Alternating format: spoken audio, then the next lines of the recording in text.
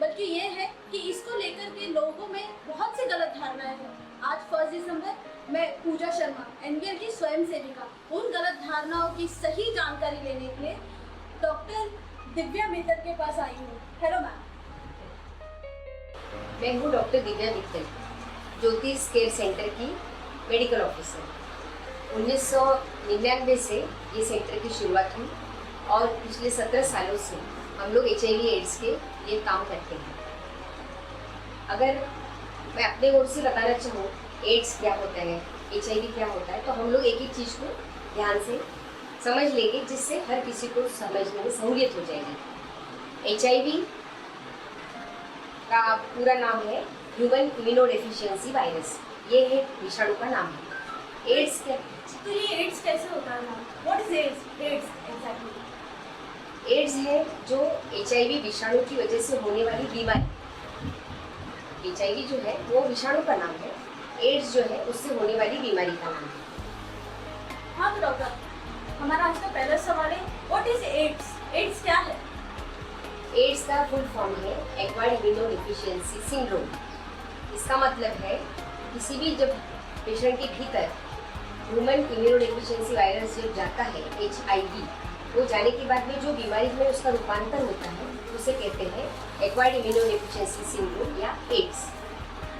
एक बार जब एड्स हो जाता है तब लोगों में एक तरह की दहशत हो जाती है, क्योंकि उस समय मरीज की हालत काफ़ी सीरियस हो जाती है।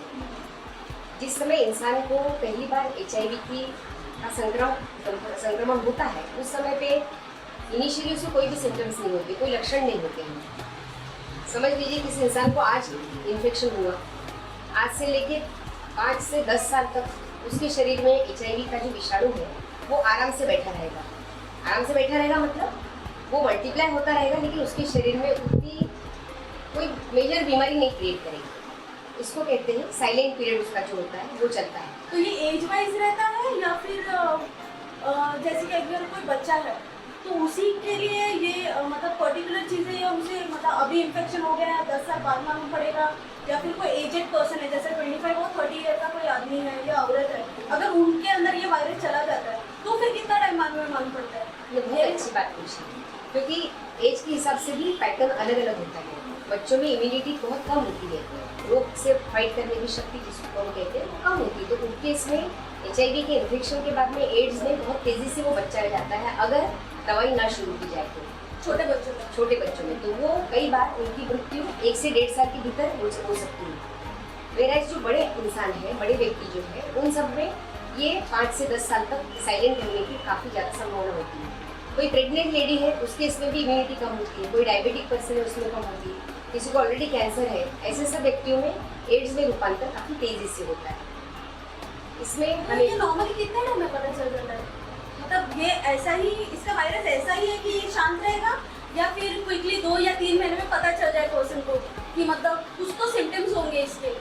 तो हम इसके लिए इस तरह से बात सोचेंगे जिसे हमें बहुत ध्यान में एक बात रखनी है कि जिस दिन इंसान को इन्फेक्शन होता है उसके करीबन 5 से 7 दिन तक उसको हल्का बुखार आएगा, फ्लू जैसे सिम्टम्स होंगे और उससे लगेगा कि मुझे क्या हो गया। वो किसी डॉक्टर को जाके दवाई ले लेगा, या न भी ले तो भी 5 से 7 दिन के भीतर वो पहले तो उसके ये सारे सिम्टम्स गायब हो जाएंगे। इसके बाद में वो करीबन 5 से 7 साल तक वो करीबन ठीक ठाक चलता जाएगा। मतलब उस पर मेडिसिन नहीं ली है अभी तक, इसके बावजूद, क्योंकि हमारे शरीर में कुछ रोग प्रतिकार के कुछ सेल्स होते हैं। मेरे पूछने का मतलब ये है, अगर बंदा बीमार है, ठीक है, उसके अंदर वायरस जा चुका है और वो अभी 7 दिन से बीमार है, अगर उसने मेडिसिन ली है उस टाइम में फीवर के, तो क्या वो मेडिसिन उस पर मतलब काम करेगा?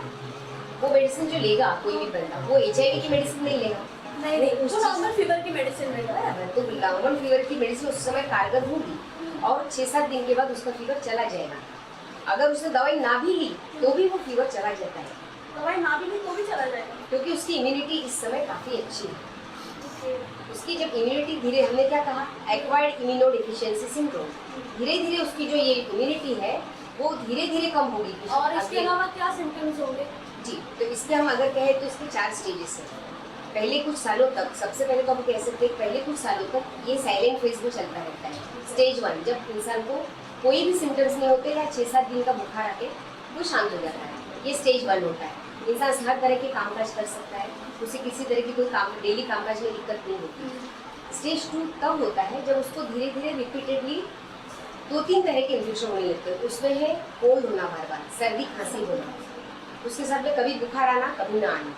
ये भी इंसान सोचता है कि हर किसी को सर्दी होती है, मुझे भी हुई होगी। ये फेज भी उसकी चलती जाती है अगले 2 से 3-4 साल तक। उसके बाद में थर्ड स्टेज आती है, ये थोड़ी सी सीरियस स्टेज हो सकती है। इसमें उसको कभी कभी टीबी होना, मुंह के अंदर छाले होना, हर्पीज होना, मतलब एक जिसको कॉमन लैंग्वेज में नागिन कहते हैं वो होना, वेट लॉस होना।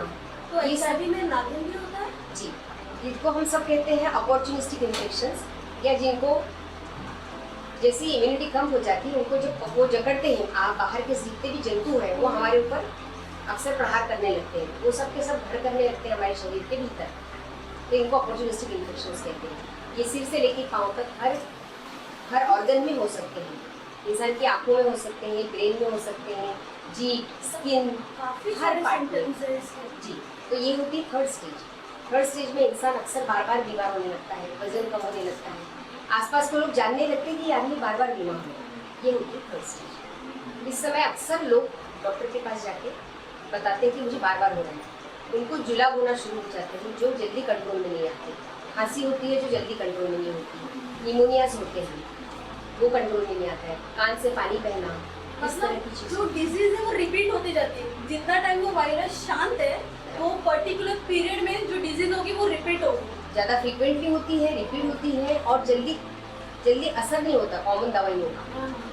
तो ये वाली स्थिति जब होती है तब कई बार HIV की जांच कर लेते हैं लोग और फिर आ जाते हैं डॉक्टर के पास। पर कई बार इस स्टेज में भी जानकारी लोगों को नहीं होती है। एक और, अगर समझिए 3 महीने में अगर ये 4-5 बार रिपीट हो गई और जो पर्सन है उसको लगा कि शायद उसे HIV हो सकता है, मतलब जैसे अभी आपने मुझे बताया इसके बारे में, मुझे सिम्टम्स पता चल चुका है। अगर मुझे 3 मंथ्स कोई भी डिजीज या 3-4 डिजीज बार बार रिपीट हो रही है और मैंने HIV टेस्ट करवाया, तो क्या मुझे पता चल जाएगा मतलब क्विकली कि मुझे HIV है? हाँ, क्योंकि अब तक तो थर्ड स्टेज आ गई ना, तो अच्छा खासा तो जो नॉर्मल स्टेज में नहीं पता चलेगा? नॉर्मल स्टेज में भी पता चले, लेकिन उस टाइम पे लोग करवाते नहीं ना टेस्ट, उस समय में लोग टेस्ट नहीं कराते हैं।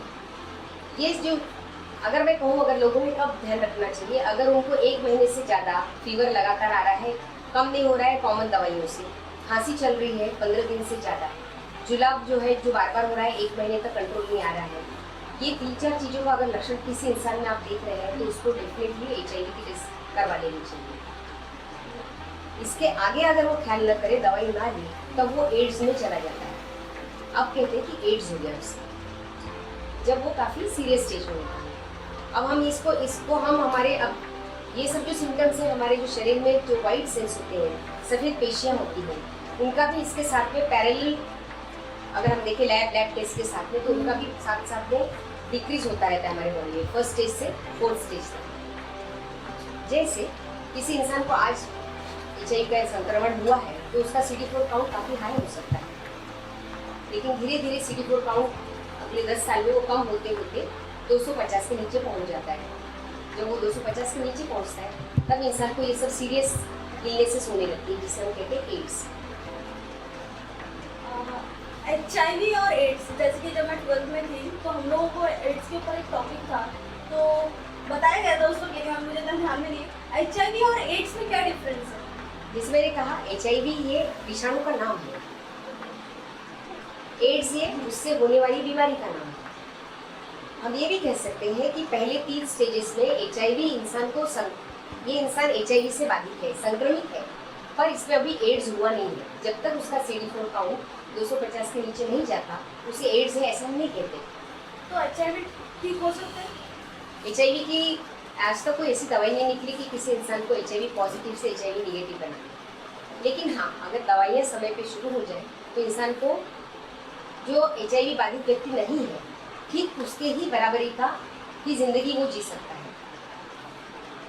जितना HIV बाधित व्यक्ति जी सकता है, ठीक उतना ही HIV बाधित जिसको आधा नहीं हुई है, उन दोनों का हम ऑलमोस्ट कंपैरिजन कह सकते हैं कि बराबर उसको ज़िंदगी जी सकता है। ये क्रॉनिकली मैनेजेबल डिसीज़ है, ऐसा हम कह सकते हैं। इसकी बाधा कैसे होती है, इसका संक्रमण कैसा होता है, अगर हम ये जान लें तो इसके द्वारा हम अपना प्रोटेक्शन कर सकते हैं। इसको 4 प्रकार से ये हमारे शरीर में आ सकता है। हमारे देश में सबसे ज़्यादा लोग, मतलब मैं कहूँगी 80 से 90% लोग ये हेट्रोसेक्सुअल रूट्स, मतलब सेक्सुअल यौन संबंध के द्वारा जो अनप्रोटेक्टेड सेक्स है उसमें से ही लोग ज़्यादा प्रभावित होते हैं, संक्रमित होते हैं। बाकी बचे जो व्यक्ति हैं वो या तो खून के द्वारा, मतलब जिन्होंने ब्लड डोनेशन लिया है संक्रमित खून के द्वारा, या माँ से उसके बच्चे को, या फिर किसी ने जो इन्फेक्टेड नीडल्स है उसका यूज़ सबने कॉमन किया है। तो इन 4 तरीके से HIV एड्स का प्रसार प्रचार होता है। बस ये 4 तरीके एड्स करने हैं? बिल्कुल, इसके अलावा कोई 5वां तरीका नहीं है। उसके स्वरूप अलग हो सकते हैं लेकिन है ये 4 तरीके। अच्छा, लोग काफ़ी मतलब एड्स का नाम लेते ही बहुत नर्वस हो जाते हैं, या फिर ऐसा समझे कि जैसे एक छुआछूत की बीमारी है। जैसे अभी मुझे एड्स है तो कभी कभी फैमिली भी साथ छोड़ देती है और वो लोग साथ में खाना नहीं खाते या साथ में पानी नहीं या कुछ भी बात भी नहीं करते शायद।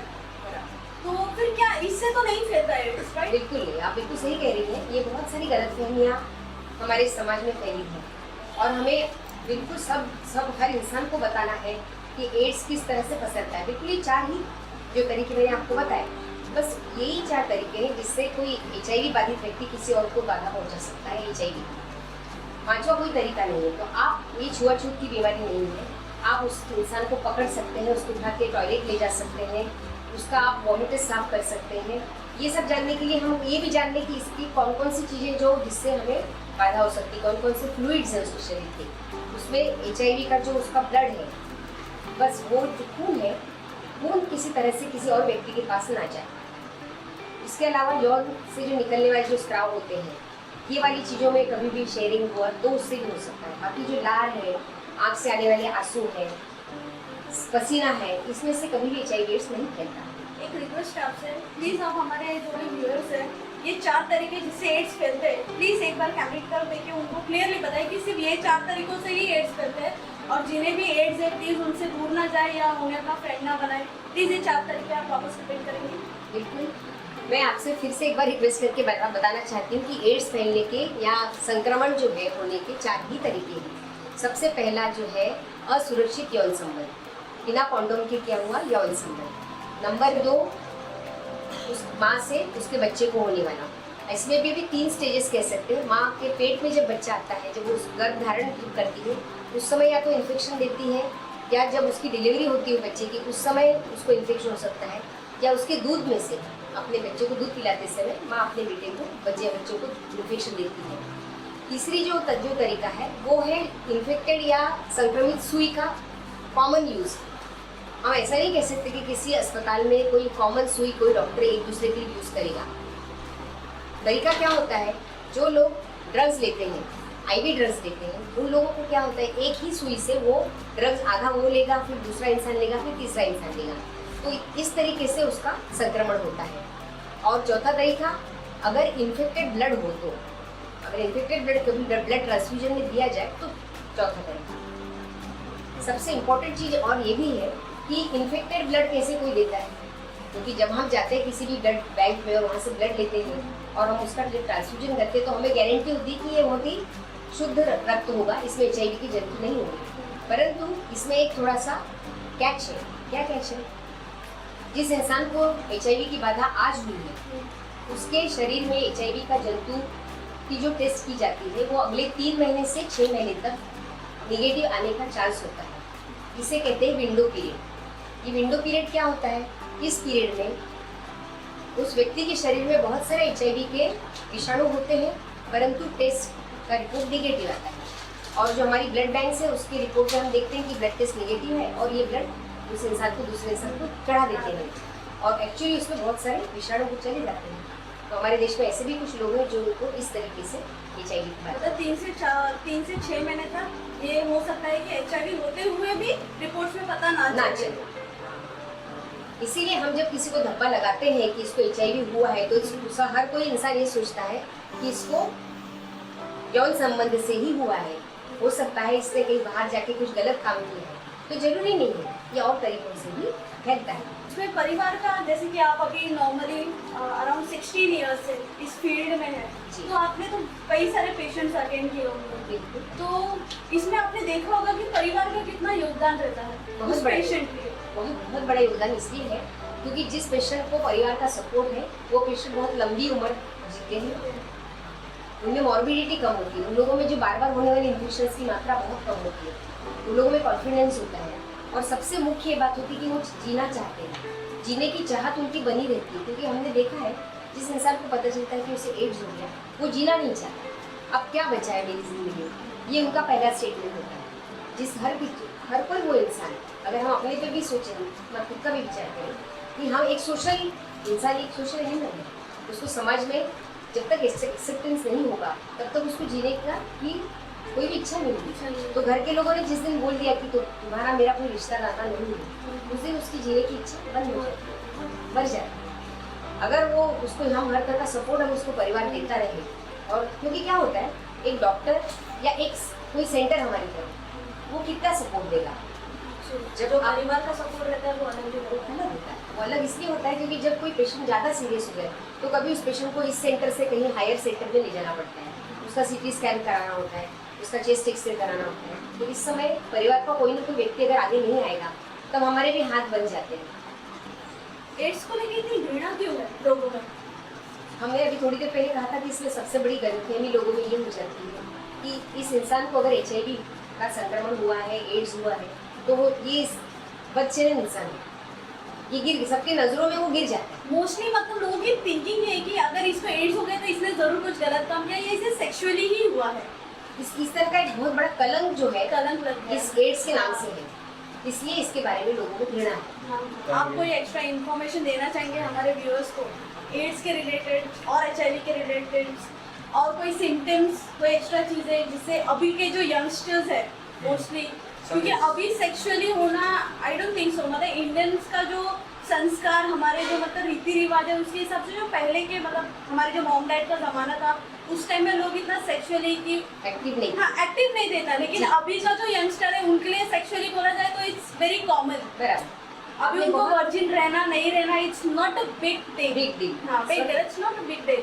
तो आप अभी के हमारे यंगस्टर्स को कुछ बताना चाहेंगे कि उन्हें किस तरीके से अभी रहना चाहिए जिससे वो HIV से दूर रह सके या प्रिकॉशन ले सके? ठीक, जैसे हमने देखा कि ये जो 4 तरीके हैं, तो ये हमको अगर इससे बचना है HIV से तो हमको इन चारों तरीकों पे नो करना है। सबसे पहला तरीका ये है कि हमें अगर यौन संबंध पहले तो हमें रखना नहीं है, जो एक समय के बाद ही शुरू करना है। और अगर हमको एक्टिव सेक्सुअल लाइफ अगर जीनी है, अगर हम उस टाइप के हमारा माइंडसेट है, तो हम कम से कम ये ध्यान रखें कि कॉन्डोम बहुत ही चीप चीज़ है, आसानी से मिलती है, या हमारे जैसे सेंटर से जो फ्री डिस्ट्रीब्यूशन करते हैं और कोई पूछेगा नहीं कि आपने क्यों उठाया, यहाँ से लेके गए। तो ऐसे फ्री डिस्ट्रीब्यूशन के सेंटर्स हर जगह होते हैं, हर ICPCs में होते हैं, वहाँ जाके वो लें और अपनी सुरक्षा करें, ये एक चीज़ है। नंबर 2, अगर आपको पता है कि आप इस तरह के मल्टीपल पार्टनर्स के साथ में एक्टिव सेक्सुअल लाइफ जी रहे हैं, तो आप एक रिस्पॉन्सिबल व्यक्ति की आपको भूमिका निभानी है कि आपकी वजह से किसी और को HIV का इन्फेक्शन ना फैले, अगर आप जानते हैं कि आप ऑलरेडी इन्फेक्टेड हैं।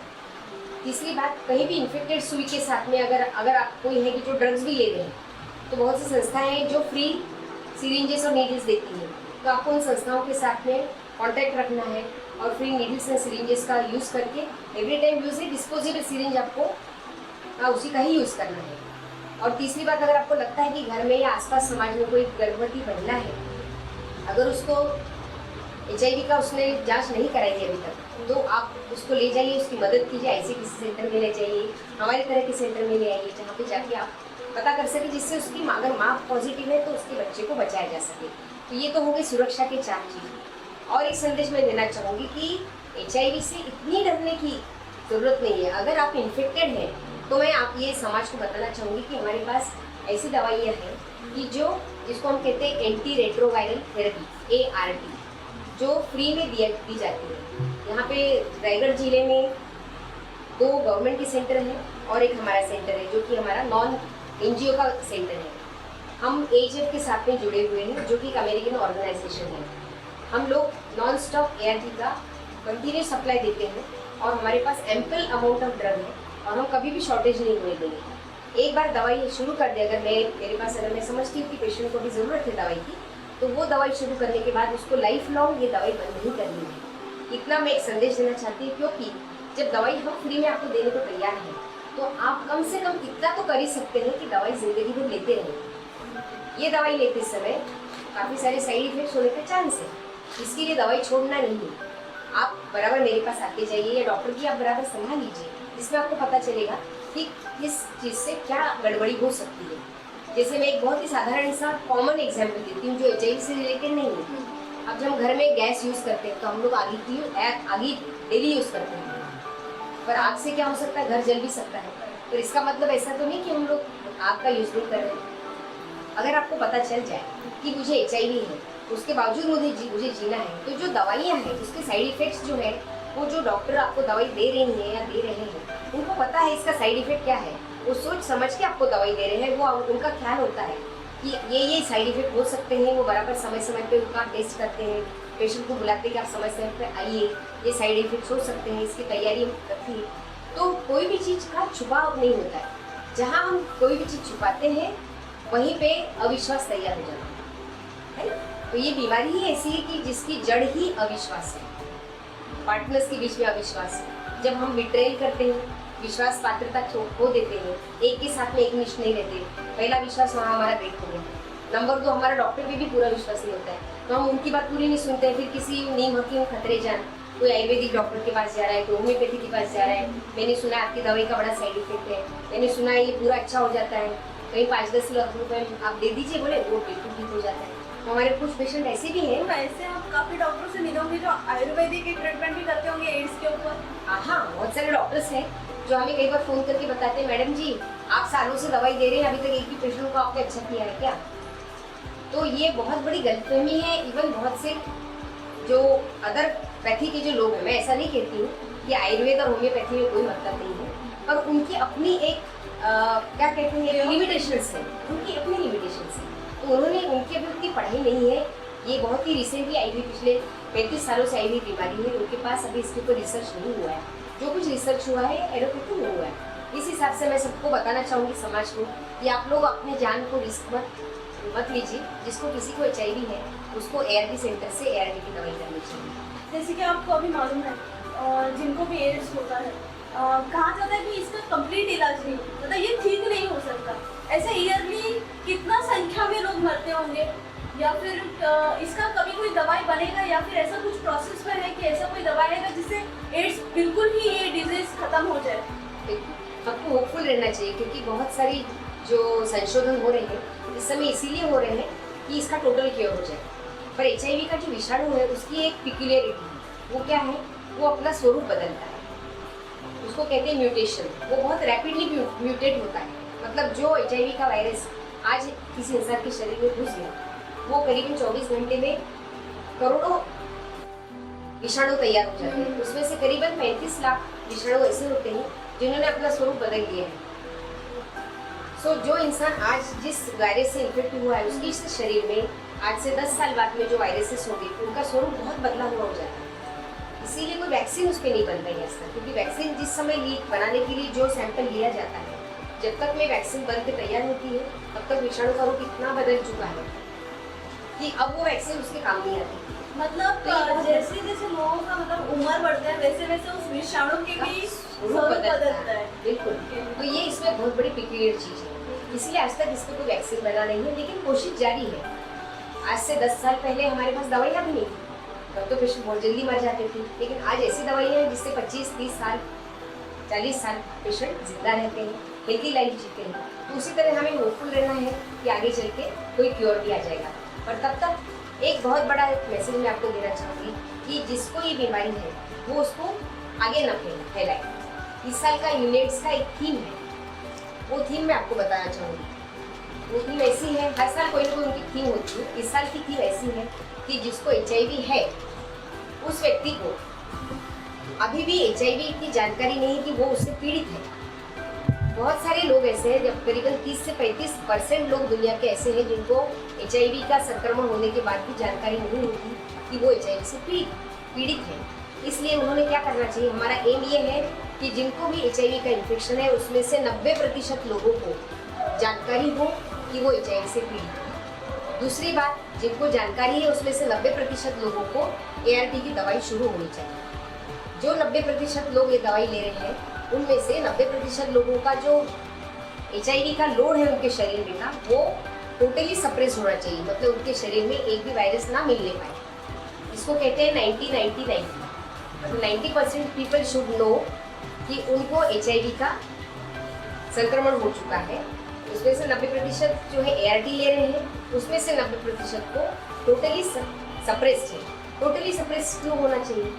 वो इसलिए होना चाहिए क्योंकि जो व्यक्ति सप्रेस्ड होता है उससे इन्फेक्शन का चांस एकदम मिनिमम हो जाता है। वो उसके पार्टनर को जो इन्फेक्शन देने का चांस है वो करीब करीब 0 हो जाता है। या कोई माँ है वो उसके गर्भ में बच्चे को इन्फेक्शन देने का चांस करीबन 0 हो जाता है। तो आप जो ये ART जो मेडिसिन बता रहे हैं ये लाइफ टाइम लेना है जी। तो इसको लेते हुए अगर पेशेंट किसी के साथ सेक्सुअली अटैच होता है तो भी चांसेस है कि वो जो फ्रंट पर्सन है उसको भी एड्स हो या HIV हो?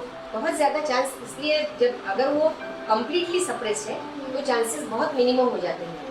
पर कम्प्लीटली सप्रेस नहीं है, कम्प्लीटली सप्रेस नहीं मतलब जिसका नॉन डिटेक्टेबल वायरल लोड नहीं आया है ब्लड में, ऐसे सब लोग बिना प्रोटेक्शन के अगर सेक्स करते हैं तो बहुत चांस होता है कि उसको इन्फेक्शन हो जाए। लेकिन इसीलिए कहा जाता है कि कभी भी आपको बिना कंडोम्स के संबंध नहीं करना है।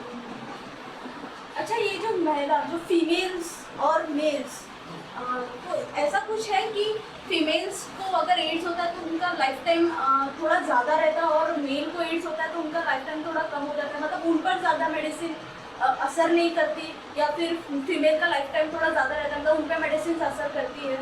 ऐसा सेक्स के हिसाब से अब डायरेक्टली हम कोरिलेट नहीं कर सकते।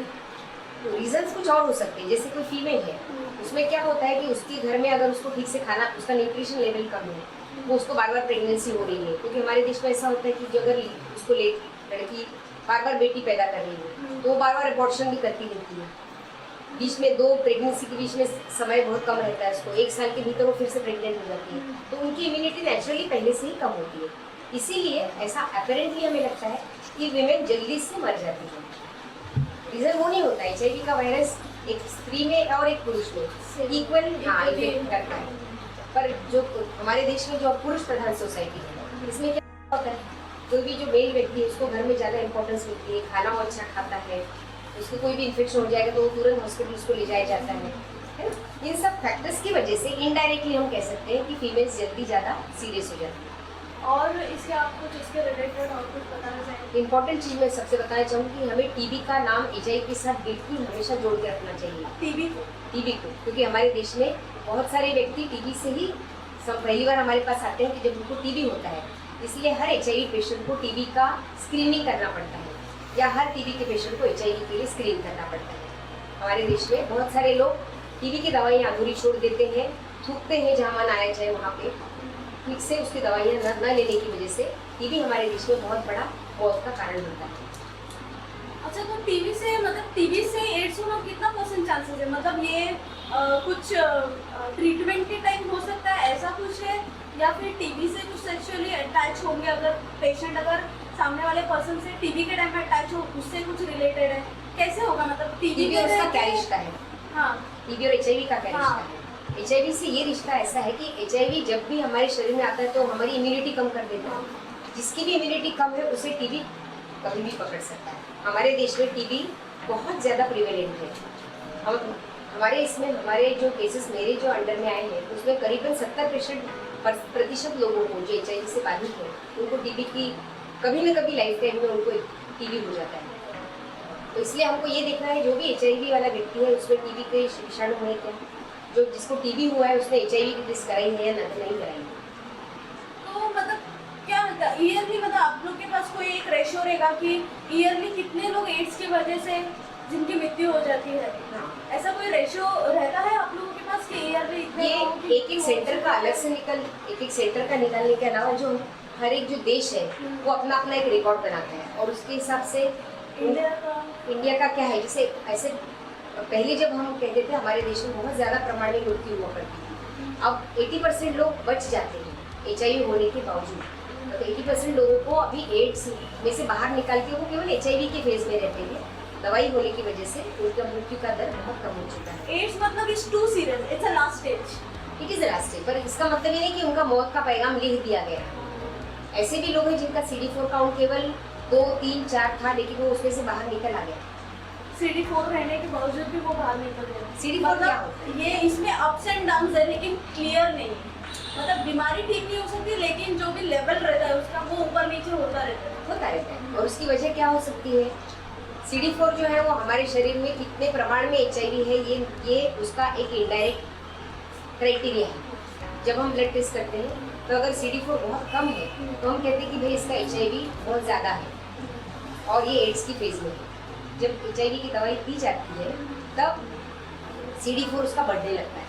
ये एग्जैक्टली CD4 क्या है? आपने बहुत अच्छी बात पूछी। CD4 ये HIV के विषाणु का खाना है। वो कैसे? जब वो आता है हमारे शरीर में ह्यूमन इम्यूनो डेफिशिएंसी वायरस, तब वो आने के बाद में पहले सफ़ेद पेशियों को खाना शुरू करता है। सफ़ेद पेशियाँ भगवान ने हमें सैनिक पेशियाँ करके बनाई हैं जो हमारी इम्यूनिटी बराबर बनाए रखती है, जो हमें रोगों से बचाती है।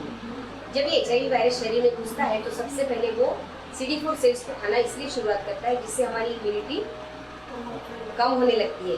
तो हम जो ART की दवाई देते हैं तो हम ये CD4 सेल इनडायरेक्टली बढ़ाते हैं। जब CD4 सेल्स हम बढ़ा के 500 के ऊपर ले आते हैं तब वो आदमी एकदम सेफ हो जाता है, तब उसे बहुत लंबी आयु मिलती है। मतलब इसमें हम लोग एज का ये बढ़ा सकते हैं, पर्सन के जो लिविंग एज है बहुत सही, उसकी आयु हम बढ़ा सकते हैं, आयु को बढ़ा सकते हैं। अच्छा, और इसके रिलेटेड मतलब जो भी लोग एड्स को लेकर के लोगों के अंदर जो घृणा है उसको उसके लिए क्या करना चाहिए? ये एक्चुअली हम लोग ये आज का जो आपके साथ इंटरव्यू कर रहे हैं उसके लिए ही कर रहे हैं ताकि लोग घृणा ना करें, जो कि एड्स के पेशेंट है उनसे घृणा ना करें। जो परिवार है जो अपने पेशेंट मतलब अपने जो पर्सन है उसको सपोर्ट नहीं करते, प्लीज़ उन्हें सपोर्ट करें। जिससे जैसे कि आपने बताया कि अगर परिवार का सपोर्ट रहेगा तो और लाइफ इंक्रीज होगी, बंदे के अंदर और जीने की ख्वाहिश होगी और उसकी जीने की मतलब उत्साह उसका बढ़ेगा। तो इसके रिलेटेड आप परिवारों को कुछ बोलना चाहेंगे जो अपने जिनके घर में किसी को एड्स हो गया और जो उनको पूरी तरह से निकाल दिया गया है घर से या फिर उनकी तरफ ध्यान नहीं देते, तो ऐसे परिवारों के लिए आप कुछ बोलना चाहेंगे तो प्लीज़। अगर क्योंकि हमने यहाँ पे जो स्टडी किया है उसके हिसाब से मैं ये कहना चाहूँगी, सब परिवार को, सारे समाज को ये कहना चाहूँगी कि जो लोगों को घर से पूरा सपोर्ट मिलता है, समाज से सपोर्ट मिलता है, ऐसे लोग बहुत आसानी से कॉमन इंसान की तरह जी सकते हैं। हमारे कुछ बच्चे हैं जिनको समय पे सपोर्ट मिला तो वो उनके माता पिता की डेथ के बाद में उनके परिवार ने संभाल लिया, उसकी वजह से वो आज स्कूल कॉलेज का एजुकेशन पूरा करके अब वो जॉब्स करते हैं, नौकरी पे लग गए हैं। और कुछ 2 पॉजिटिव बच्चे अब यंग एडल्ट्स हो गए हैं, उन्होंने शादी की है, आगे का परिवार भी वो करना चाहते हैं, उसके लिए उनका काउंसलिंग चल रहा है। तो आज इस स्टेज तक लोग पहुंच गए हैं, हम लोग ऐसी दवाइयाँ हैं, और ये तभी हम अचीव कर सकते हैं अगर समाज ने और उनके परिवार ने उनका सपोर्ट आखिर तक बनाए रखा। सबसे मुख्य मैं ये समझती हूँ कि बहुत बड़ा फाइनेंशियल बर्डन आ जाता है फैमिली के ऊपर, तो हम ऐसा उनको ये मैसेज देना चाहेंगे कि हमारे जैसी जो संस्थाएं हैं वो हर तरह से आपको हेल्प करने की कोशिश करते हैं। हम फ्री में दवाइयाँ देते हैं, फ्री में सारे ब्लड टेस्ट करते हैं, फ्री में काउंसलिंग होता है, फ्री में यहाँ पे एडमिशन सब करा लेते हैं पेशेंट्स की, उनको यहाँ रहने के बाद में कुछ पेमेंट नहीं करनी पड़ती। इसके अलावा हमारी हम जिस दायरे के बाहर हम लोग नहीं मदद कर सकते, वहाँ पे हम लोग बाकी NGOs के साथ में जुड़े हैं, जिनके नेटवर्क के थ्रू हम लोग उनको, जैसे बच्चे हैं तो उनको हम ऐसे जगह पे पहुँचा देते हैं जहाँ पे उनका स्कूलिंग हो जाए। पॉजिटिव बच्चे हैं उनको कहीं अलग संस्था में रखा जाता है, जो निगेटिव बच्चे हैं उनको कहीं और भेजा जाता है, फिर उनके आगे जॉब के लिए उनका जो वहाँ पे उनका ट्रेनिंग होता है, इनकम जनरेशन प्रोग्राम के लिए हम लोग हेल्प करते हैं। डायरेक्टली कभी करते हैं, कभी कभी इनडायरेक्टली करते हैं। तो मैं ऐसा कहना चाहूँगी सारे समाज को कि आप डायरेक्टली नहीं, इनडायरेक्टली अगर कम से कम उस बंदे को जो HIV इन्फेक्टेड है हमारे दरवाजे तक प्लीज़ पहुँचाइए। हाँ, तो आप मुझे बता सकते हैं यहाँ पे नवी मुंबई में आपके कितने सेंटर्स है या फिर मुंबई में कोई सेंटर्स होंगे वो प्लीज़ बताइए हमारे दर्शकों को, ताकि वो भी आगे किसी की हेल्प कर सके। इससे हमें भी जानकारी मिलेगी, उन्हें भी जानकारी मिलेगी, तो हम ज़रूर कोई ऐसा बंदा रहेगा तो उनकी हेल्प करेंगे। आपके जो भी सेंटर्स है नवी मुंबई या फिर मुंबई में, प्लीज़ मैं ये जरूर बताना चाहूँगी कि ज्योतिष केयर सेंटर ये अकेला ऐसा सेंटर है पूरे, मैं तो कहूँगी कि पूरे महाराष्ट्र में, जहाँ पे टोटली फ्री सब कुछ दिया जाता है, रहना खाना सब कुछ इंक्लूडिंग मेडिसिन। वेयरएज बाकी के जो सेंटर्स है, जो गवर्नमेंट के सेंटर्स है, वहाँ पे आपको फ्री ART मिल सकता है। फ्री एडमिशन कहाँ कहाँ मिलेगा? JJ, Sair, Nair, KEM। नवी मुंबई में हमारे पास में वाशी म्यूनसिपल हॉस्पिटल है, बाद में यहाँ पे रायगढ़ जिले में धीरूभाई अंबानी हॉस्पिटल है, पर इन सब के दायरे बने हैं। मीनिंग अगर आप इस एरिया के हैं तो आपको यहाँ तक मेडिसिन मिलेगी। जैसे रायगढ़ का पेशेंट काशी के में जाके दवाई नहीं ले सकता, वो लोग मना कर देते हैं। वो कहते हैं आपका सेंटर वहाँ पे, आप उधर चाहिए। वो प्रिफरेबली कहते हैं कि आप अपनी जगह पे जाइए। वेयर एज हमारा जो सेंटर है, वी हैव नो बाउंड्रीज। हमारे यहाँ पे नाइजीरिया की पेशेंट है, हमारे पास सातारा, सांगली, पूरे भारत के लोग हैं, कर्नाटका, आंध्र प्रदेश, सब जगह के लोग हमारे पास आ सकते हैं। किसी को कई बार ऐसा होता है कि वो अपने जगह पे दवाई नहीं कराना चाहते क्योंकि सबको पता चल जाएगा, तो हमारे पास बहुत से ट्रक ड्राइवर्स आते हैं और हम लोग सबको इक्वल नज़र से देखते हैं। नॉन जजमेंटल हमारा एटीट्यूड होता है। हम कभी भी ऐसा नहीं सोचते कि इंसान ने कुछ बहुत बुरा काम किया है या ये गिल्टी है, इसको दवाई नहीं देनी चाहिए, ऐसा हम कभी नहीं करते। तो बहुत अच्छा हमारा एक टीम वर्क है यहाँ पे, जहाँ पे बहुत अच्छा काउंसलिंग होता है, बहुत प्यार से काउंसलिंग होता है। पहली बार जो भी पेशेंट आता है वो दोबारा हमेशा यहाँ आने की कोशिश करता है। हम उनको समझाते हैं कि आप अपना पेरेंट इंस्टीट्यूट छोड़ के मत आइए, आप ART आपके सेंटर से ले रहे हैं वहीं से लेते रहिए। और उनका बहुत मन होता है यहाँ आने का। और कहते हैं मैडम आपके सेंटर में जितने प्यार से बात की जाती है इतने हमने कहीं और देखा ही नहीं। तो मैं ऐसा उनको ही नहीं, मतलब समाज को साथ साथ में बाकी लोग जो इन सब संस्थाओं से जुड़े हैं, गवर्नमेंट संस्थाओं से भी जो लोग जुड़े हैं, उनको मैं ये रिक्वेस्ट करूँगी कि आप लोग सब लोग अपना एटीट्यूड थोड़ा सा चेंज कीजिए। क्योंकि जब इंसान को HIV होता है तो उसको मदद की ज़रूरत है। ठीक उसी समय अगर आपने उसको दुत्कार दिया तब उसके लिए और कोई रास्ता नहीं रहेगा। तो मैं ये रिक्वेस्ट करना चाहूँगी हमारे गवर्नमेंट ऑर्गेनाइजेशंस को कि इस मामले में भी कोई ज़्यादा सेंसिटिविटी ड्राइव आप लोगों ने करना चाहिए। थैंक यू मैम, आज आपने बहुत अच्छा इन्फॉर्मेशन दिया है। मैं भी यहाँ से कुछ सीख करके जा रही हूँ एंड आई होप जो भी हमारे वीडियो को देखेगा वो कुछ ना कुछ तो ज़रूर सीखेगा। दिव्या मैम, दिव्या मित्तल, डॉक्टर दिव्या मित्तल, इन्होंने काफ़ी अच्छा इन्फॉर्मेशन दिया है और ये बिलोंग करती है Jyoti care centre Kalamboli, it's in Navi Mumbai. So please आप लोग इस वीडियो को देखिए। और एड्स ये कोई छुआछूत की बीमारी नहीं है, तो प्लीज़ किसी भी पेशेंट से घृणा मत कीजिए या उन्हें इग्नोर मत कीजिए, उनकी हेल्प कीजिए। और अगर आपके नियर बाई कोई भी ऐसा सेंटर हो जिससे उन्हें हेल्प मिल सके, प्लीज़ उन्हें हेल्प कीजिए। Thank you.